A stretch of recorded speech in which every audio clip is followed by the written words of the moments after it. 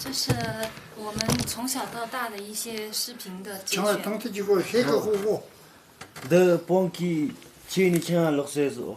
这是在成都的家里面，他自己看电视。后来我们就带他回草原来了。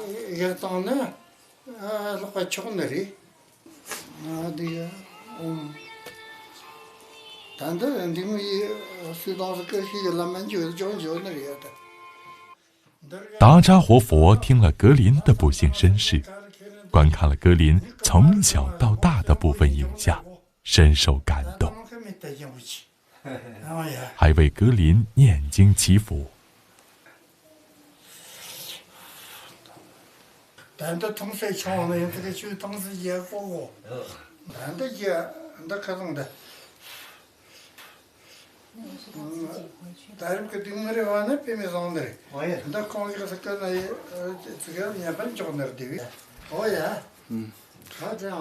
我们替小格林，谢谢你。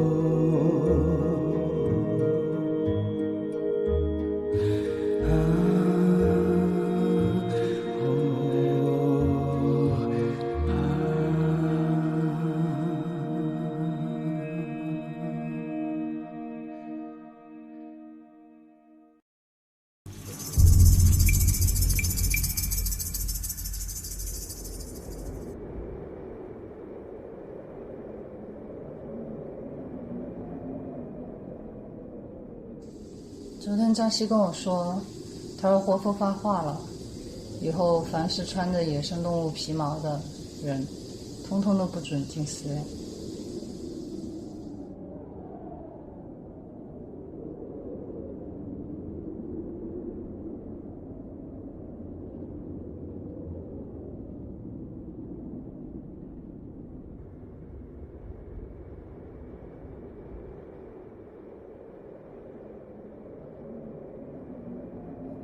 严冬的脚步加深，猎物越来越难找了。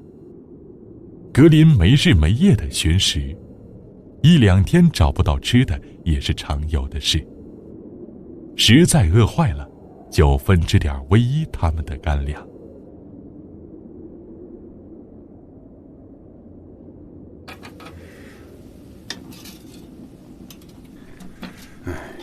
狼群也不知道跑哪儿去了，好久也没看到了。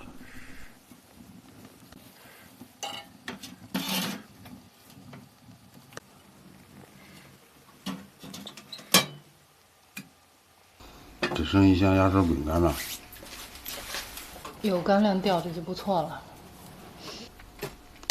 每天整在一块儿，不知道啥时候才能等到狼群。我知道，我也担心这个。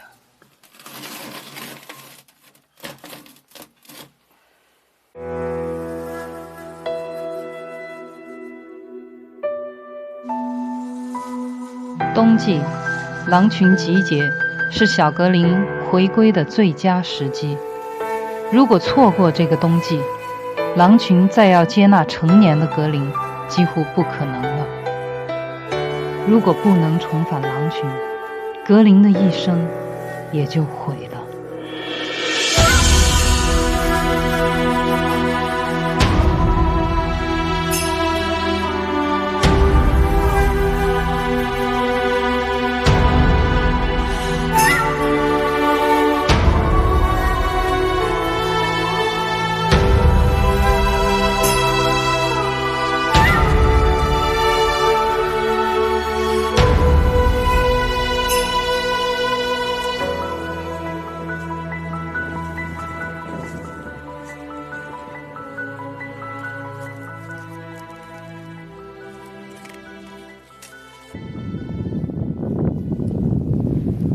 我现在已经在狼群的领地范围之内，所以我必须小声说话，保持安静。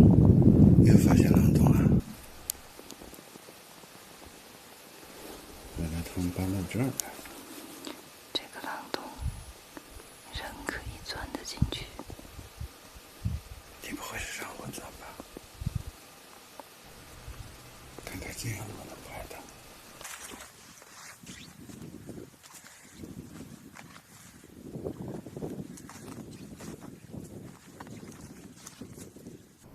不行不行，让格林上。格林，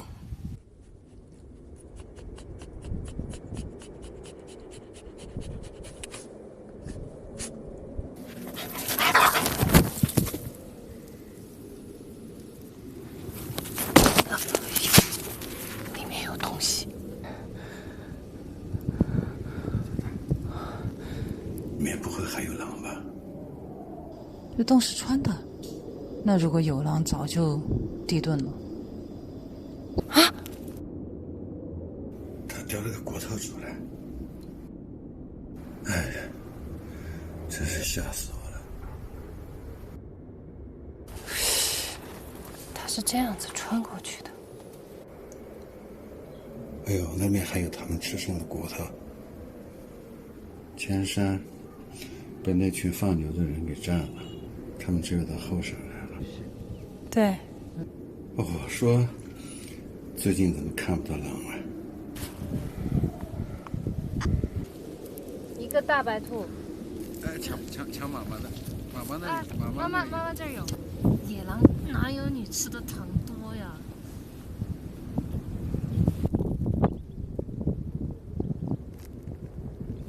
人家才不吃你那个嘞。啊，这舔过了，你不吃？伯伯。来，这儿看看。他抢。他不爱吃那个。哎，这个不是你的，不是你的，这是妈妈的。不行，咱就先给他吃。在哪儿？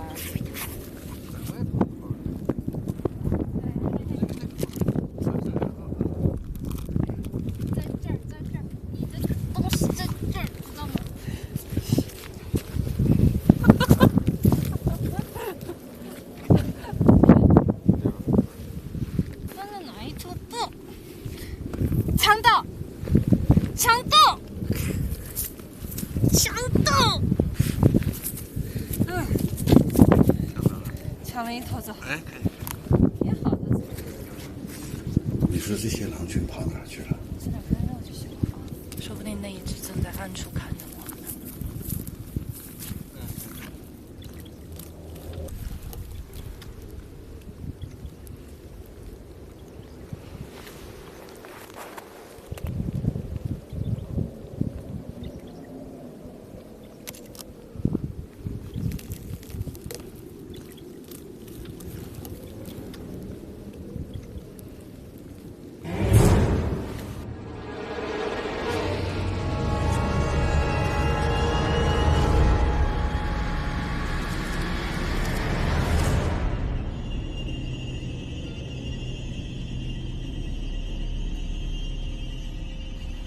这狼咋这么瘦啊？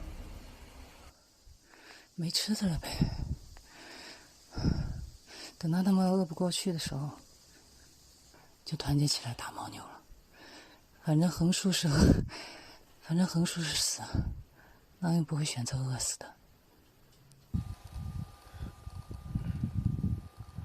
看不到了，看不到了。现在翻过山梁了，知道他们在这儿就放心了。到处是围栏，这也是，这也是，我们都翻了3座围栏。后面还有4座。对，就是狼群最后的栖息地了。离去。他们也没地方可去了。好的。有狼，就会有草原，草原就会有希望。希望能保住最后的一点点栖息地。走吧。慢了，来了。你跟围栏比一下，围栏有多高有1.6米以上了吧？1.6米几了，高。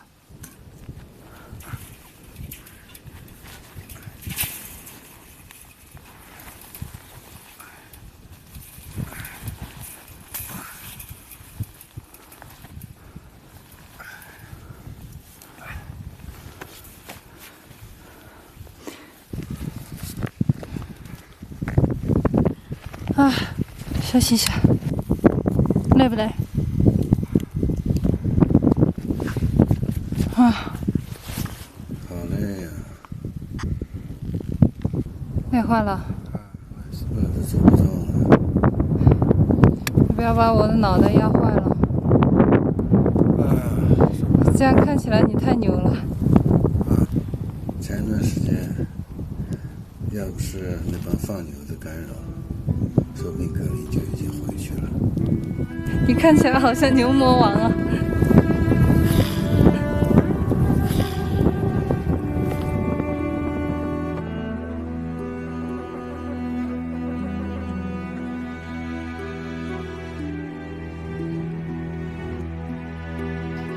快点起来了吧，牛人！咱们得坚持牛到底。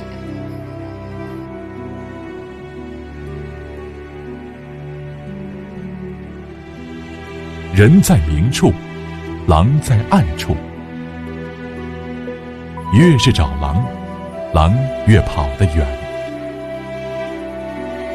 经过分析，这种方法找狼，很可能会干扰到狼群冬季的正常集结。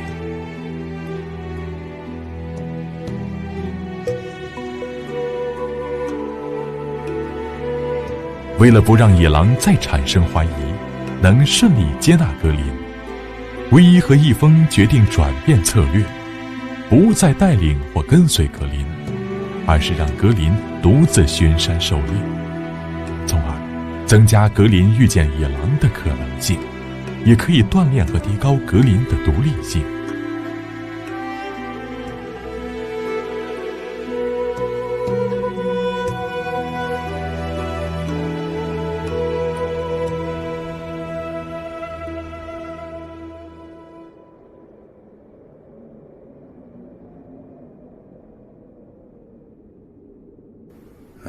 这么冷的天，野生动物都被人们打光了，你说狼群都吃啥呀？只有牦牛。这么大一群牦牛就在狼的院子里面转悠，我看着都流口水，狼能忍得住？你娃不上山入伙，下材料了。我就等他们集结。差不多。那你就放在炉子边上等它化嘛。我才画了一个眼，看到没？那个眼儿就是倒热水的眼儿。挺好看的，跟冰灯似的。把它改成一个灯吧，还吹不灭。哇，快看，快看！快看！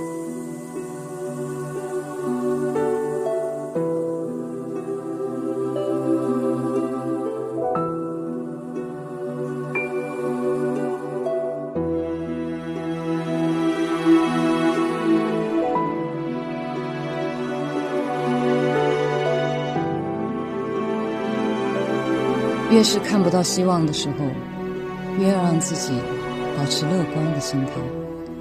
如果我们改变不了现实，至少我们可以改变看待事物的心情。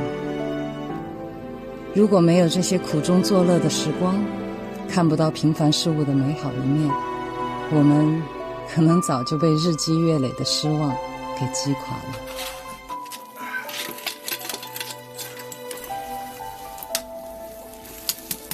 你最后2个了，稍微有点冻了哈。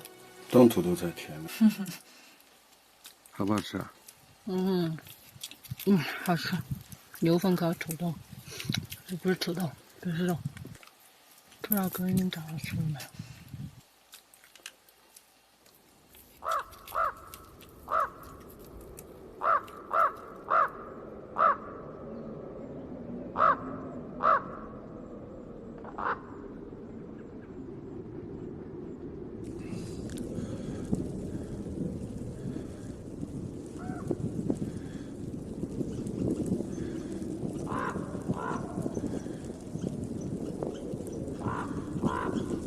这小子鬼鬼祟祟的在干啥？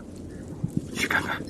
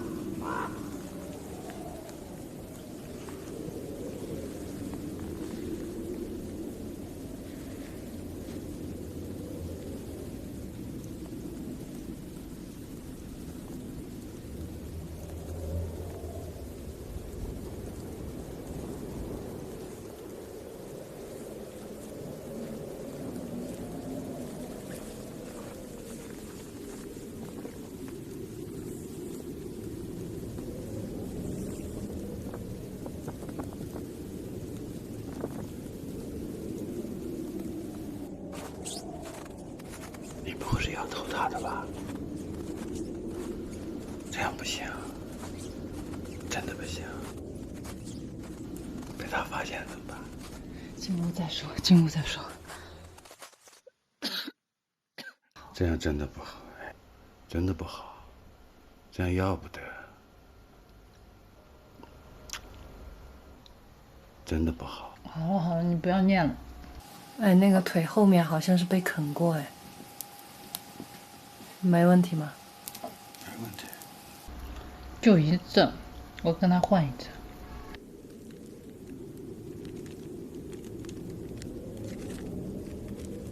2块够不够？买上了。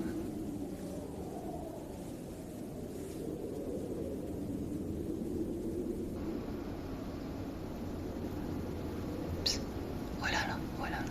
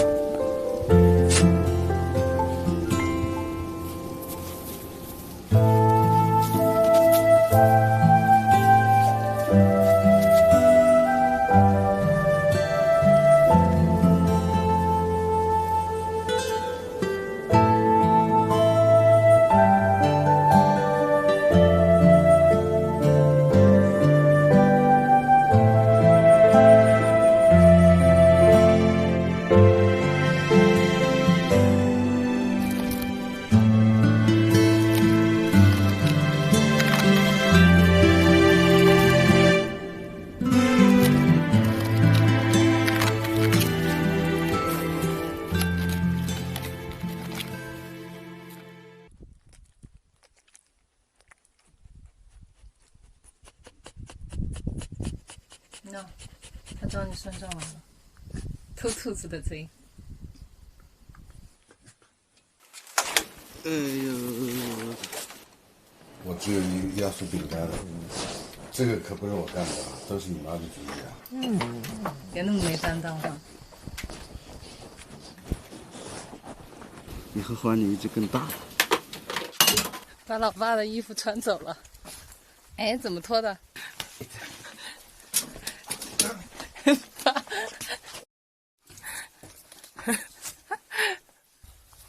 好，咱俩换。那个，全吵。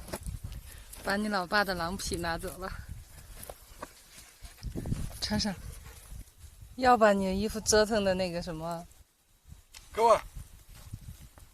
拿东西换吧，没辙。来，都是毛，这个是羊毛的，哎，纯毛的哦。太容易上当，小狼太单纯了。他就要你那件。把我屁股咬一口，好痛啊！谁让你骗他了？这样你拿。林，骨头给你换。来，好吧，比衣服好玩的。骨头，去吧。还不上当。他今天怎么了？盯死你这件了？他往后槽牙上放，难道你要给切割了？他难得看见你把衣服脱下来，觉得你换毛了。你扔一坨牛粪或者什么往远处，把他引走。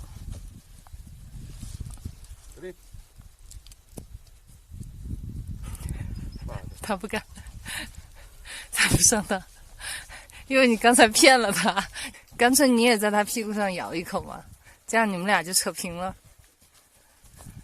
还不痛？打屁股，不干。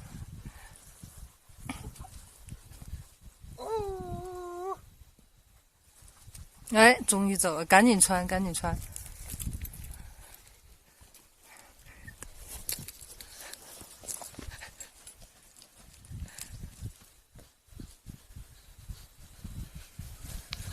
哇，力量之大！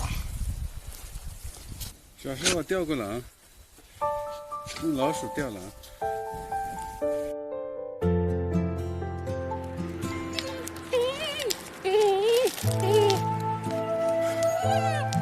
就是不松手，看到没？这就是狼的精神。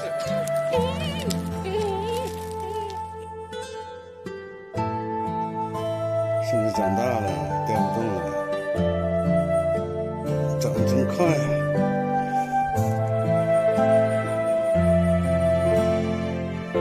你小心它的牙，会不会拽掉？一会儿一拽，整副假牙下来了。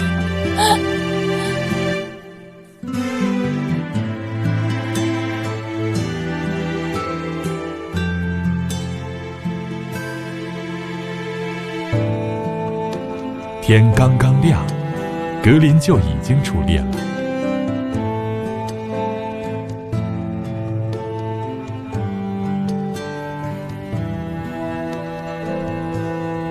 一峰很是歉疚，又在格林藏兔子的地方埋下了一些干粮，但是接连几天雪窝子都再没被动过。按狼的习惯，藏食时候非常警惕，绝不泄露天机。藏尸点一旦被发现，就绝不会再用了。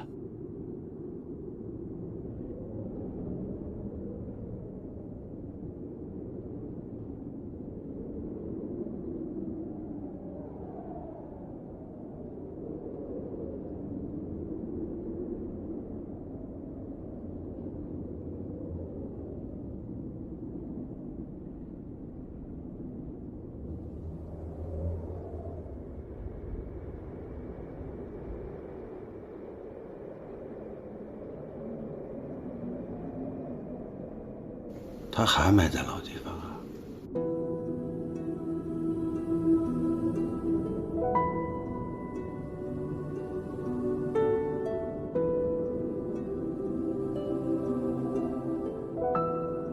他知道我们也饿。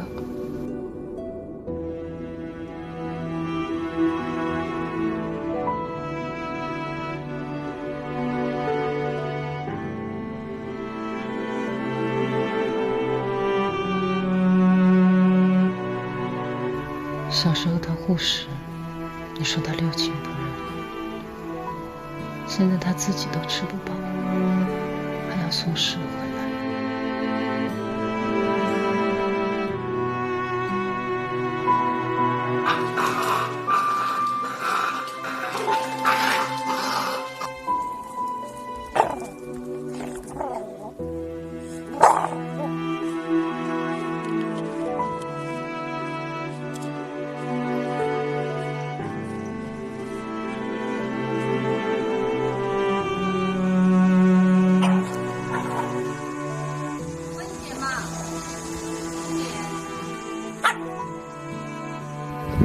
强斗，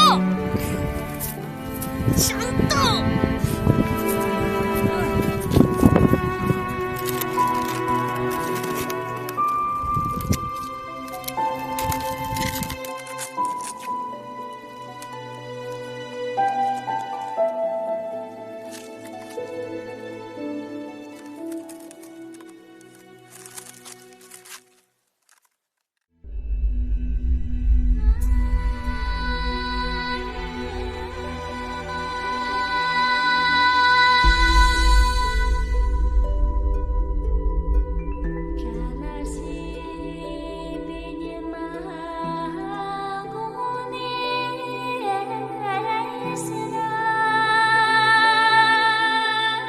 其实拍这一段，我作为一个摄影师来讲，这真是上天赐予的一段，也不可再现了。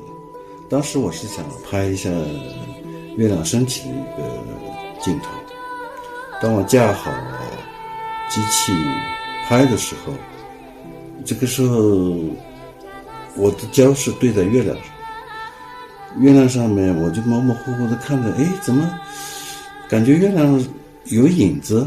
里面有兔子啦！哎，我纳闷，我说是什么东西？当我又调焦调到近焦的时候，我眼睛都惊呆了，竟然是唯一带着小狼正好从那儿路过，还停在那儿。这3点一线，背景是月亮，正好月亮的中间，在这个山脊线上，他们在跳舞，我的镜头正好就对准这个，就是非常非常有默契。他们也不知道我在拍。我当时心屏住呼吸，我就怕有一点点呼吸会影响抖动。哎呀，心里面在狂跳，真美！我说这是上天赐予的一个画面，所以大家看到了非常唯美的月下共舞的这么一段。其实它就是一个自然拍摄的过程。刚刚到草原的时候，我是想尽了各种办法，想要抓住那个鼠兔。我想我得帮我儿子一把，想的各种办法好像都不奏效，徒手去抓呢，我更是没他快。后来一峰跟我说，他说我有一个点子，就地取材，我只要2块板砖，2根牙签儿。好，然后他就设了一个陷阱，只要鼠兔一碰到这个牙签儿，它就会被2块板砖倒下来的板砖给夹住。然后设好这个陷阱以后，我们俩就都在旁边看，希望尽快能够抓到第一只鼠兔。结果我就看那些鼠兔远远的对这个面包根本就不感兴趣，然后我再看到一只鼠兔就这样盯着我们，好像那个表情就是在说，给你科普一下，我叫鼠兔，我是兔子，我吃草的，你把我当耗子呀。鼠兔对这个面包根本不感兴趣，反倒是麻雀对这个面包屑非常的感兴趣。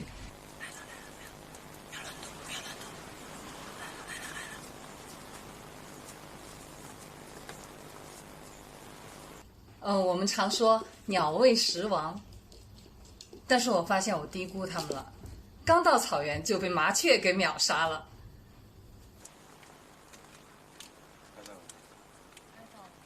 它不进那个孔。好狡猾啊！我们自以为设计的非常非常好的一个板砖夹麻雀的一个陷阱，结果麻雀就在旁边观察了一下以后，马上就识破了这个陷阱的机关在哪儿，然后根本不去碰这个机关，甚至它破坏掉这个机关，你根本待不住它。然后一只大鸟就把那个面包啄成一小块一小块的，就喂它的雏鸟。啊，当时我们看到做鸟也不容易啊。虽然我们没能抓住麻雀，但是这件事儿却给了格林一点启发。到了冬天的时候，到处都找不到吃的了，麻雀也是肉啊。那个时候我们给他的压缩饼干素的，狼看不上，他会把这些饼干渣儿就扔在那个铁丝网的下面。他所占的就是埋伏、突袭，天下武功唯快不破。他也会从属兔的洞里面去把那个赫贝拟蒂鸭给抓出来吃。我想起来我们在那个草原上住着的时候住的那个小房子，我经常做梦的时候都会回到那个小房子里面去。就是我们屋檐下有很多的鸟嘛，在那儿筑窝，因为冬天就只有我们那个小屋最暖和一点，房顶到这个天棚之间它有一个夹层，这个夹层呢又暖和又避风又避雨，而且还有中央供暖。那些鸟早上都成了我们的闹钟，一到早上5点过的时候，吱吱吱吱吱就开始叫了，就把我们叫醒了。我还记得有一天我们一峰正在那个边喝茶边整理那个拍摄的一些东西吧，还是正在看什么资料，然后突然有一只鸟就掉下来了，从那个顶棚上面掉下来，就掉在我们的杯子里面，把我们都吓一跳。哎，这个鸟一掉下来了以后，咦，水还是温热的，还挺舒服，然后他就顺便洗了个澡，然后正洗得欢实的时候，他一抬头看见这2个人全部都在盯着他看，然后他赶紧翅膀一收，还让不让鸟洗澡了，然后扑腾几下晃一晃身上的水飞走了。然后说到鸟的事儿的话，那太多了。我们在小屋的旁边就用一个帐篷支在那个坑上面，就修了一个厕所。有一天我就发现那个厕所那个帐篷怎么在动呢，然后我再走进去一看的时候，我就发现这只鸟就在里面扑腾，它出不来。到底是从哪进去的？然后这一只赫贝拟蒂鸭它应该是一只幼鸟，它就在那个帐篷里面就挣扎着急出不来。然后这个时候我们看到了挺让我们感动的一幕，它的亲鸟，它的爸爸妈妈又啄那个纱窗网子，又撕扯帐篷，就想尽各种办法想把他的孩子给救出来。一只大鸟在撕扯那个帐篷，然后一只大鸟呢就在旁边就找一些吃的，给这个小鸟从那个纱窗洞里面就把这些吃的东西给它塞进去，就好像在安慰他，孩子你别着急，爸爸妈妈都在救你。一直就没有放弃，一直就想要救他。草原上哪怕一个很微小的生命哈，他都在为生存为活着而努力。我们放了这只鸟以后，这只鸟它就一直在那个围栏上，还有在我们的那个小屋周围，它就打转。我们对它们的友善，它们也会回报我们以友善。这些鸟它还来扑窗户来报警，有几次呢我们就发现它们扑窗户的时候就是发现狼来了。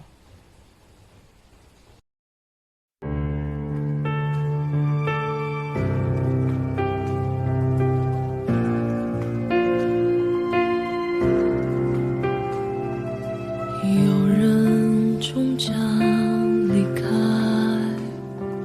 雪花终将覆盖，遇见你那刻也是分离的开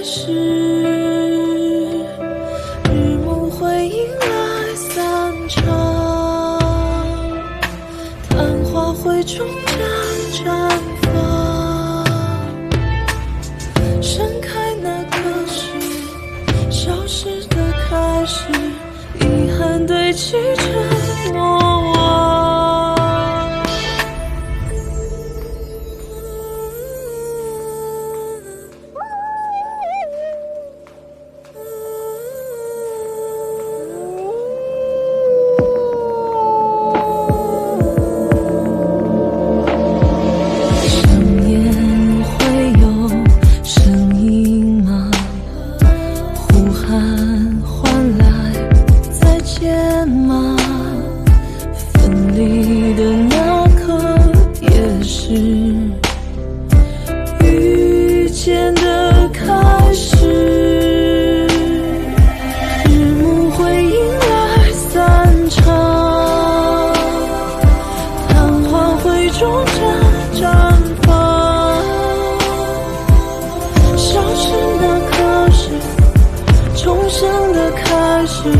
重返最初的模样。